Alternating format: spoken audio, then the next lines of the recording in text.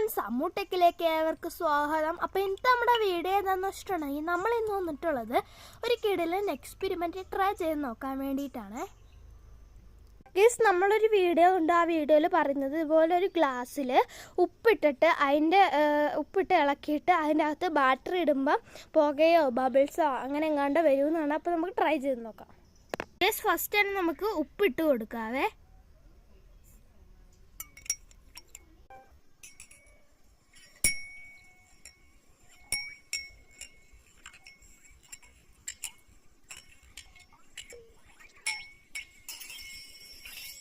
അപ്പോൾ നമ്മൾ ബാറ്ററി എടുത്തിട്ടുണ്ട്, ഇട്ട് നോക്കാം.